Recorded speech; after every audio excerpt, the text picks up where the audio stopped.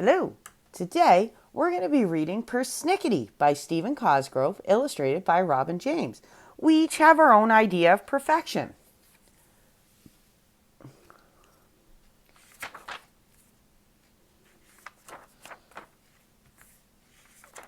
Now, the dragons that lived in Old Dragon Hollow were a sloppy lot. Sticks and bones from forgotten meals were strewn hither, thither, and anon about the entrance to the cave.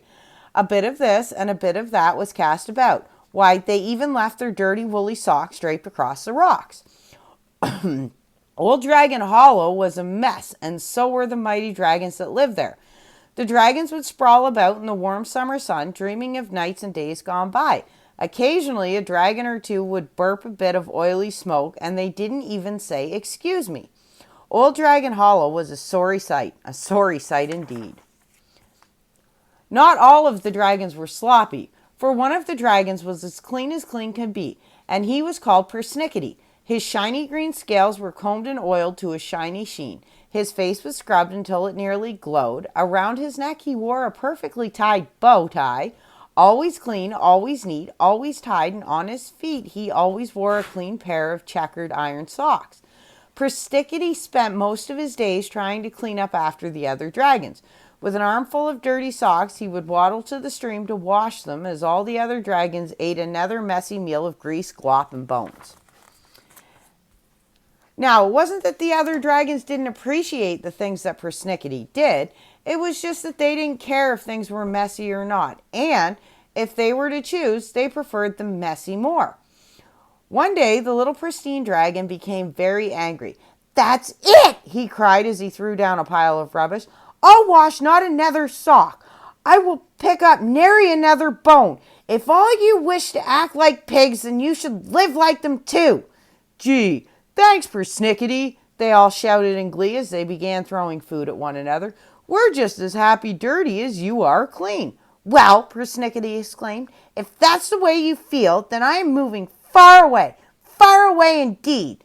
The other dragons thought about it a moment or two and then chorused, "Okay," and went back to their food fight. Persnickity rushed into the cave and carefully packed all of his belongings. He packed his ties, several handkerchiefs with his initials stitched on the side, all of his checkered stockings, his toothbrush, and his favorite bar of soap. After all was packed, he nattily washed his hands and face, put on a clean pair of socks, picked up his bag, and carefully stepped around the sleeping dragons. The wind whispered cleanly through the trees as Persnickity walked away from Old Dragon Hollow and into the Valley of Streams and Dreams.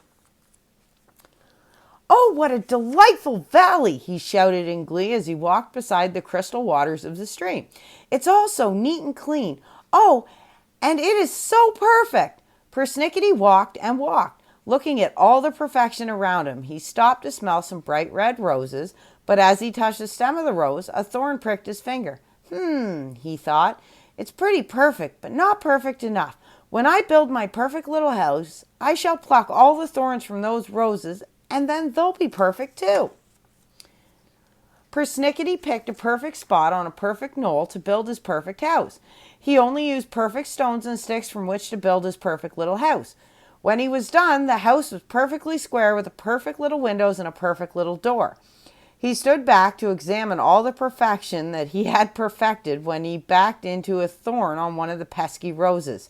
"Ouch!" he cried. "Well, little flowers, now it's your turn." And for the rest of the day, he picked and plucked all the nasty thorns from the bright red roses that grew about his little stone cottage. "There," he said as he dusted his hands carefully clean. "Now I have perfect flowers around my perfect house in a perfect part of the world."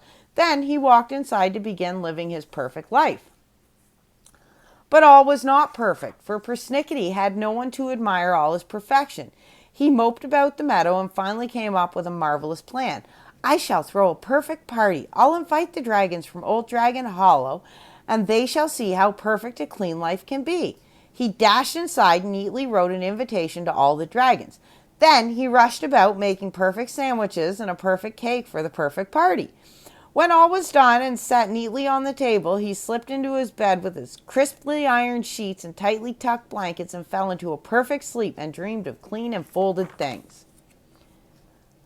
The next day, like a rumbling summer storm, All of the dragons rambled into the Valley of Streams and Dreams. They rollicked and frolicked and had just a delightful time throwing food and draping their socks all over the house.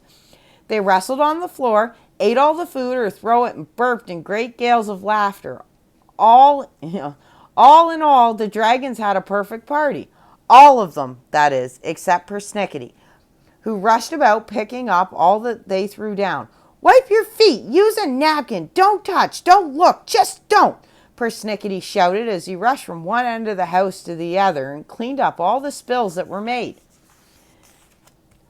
The dragons tore up the inside of the house and then rushed outside. Now, dragons love to eat rosebuds, but usually don't because of the thorns. Persnickity's roses had no thorns, and they were able to pick and eat the blossoms, and the roses they didn't eat, they threw about. Finally, Persnickity could stand no more, and he stood in the door and roared, "Stop! You have ruined my perfect party!" The dragons froze like messy statues, and then one of them spoke. "No, I don't think so. The party was perfect, in part because we had fun." "But," stammered Persnickity, "my perfect house is in shambles, and you've picked all the perfect roses, too." "Yeah," said the dragon with a dumb smile on his face. "We never could pick the bright red roses before because of the thorns, but you have made them perfect." With that, he picked the final rose and popped it into his mouth and ate it. Now that the party was over, the dragons put back on their oddly matched soiled socks and rolled like a dust storm back to their home in Old Dragon Hollow. They left behind a monstrous mess. Everywhere Persnickity looked, there was no perfection. His bed was tossed and turned. There was jam and jelly stuck to the ceiling. Why, there was even a dirty sock draped about the leftover cake. With a grim resolve to never have a perfect party again, Persnickity began to clean up the mess. He cleaned and cleaned all through the night, buffing and shining everything bright. Then, at first morning's light, he stepped outside and looked at his once again perfect house.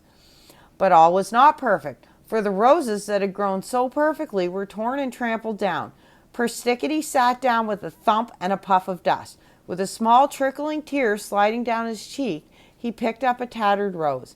He stifled a sob as he looked at the tattered rose. But the more he thought about the party, the more he found perfection in all the mess. He began to giggle as he realized that perfection is only perfection if you have something to compare it to. What better to compare to a perfect house than the dragon's perfect mess? He laughed and laughed as he swept up the flowers.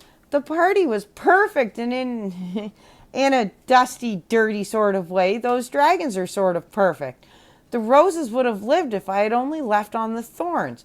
With that, he dashed about his garden and carefully taped a thorn onto every bush. From that day forward, Persnickity threw a party once a year, and all the dragons came just as messy as could be. They ate and threw the food. They jumped upon the bed, but they never ate the roses bright, bright red.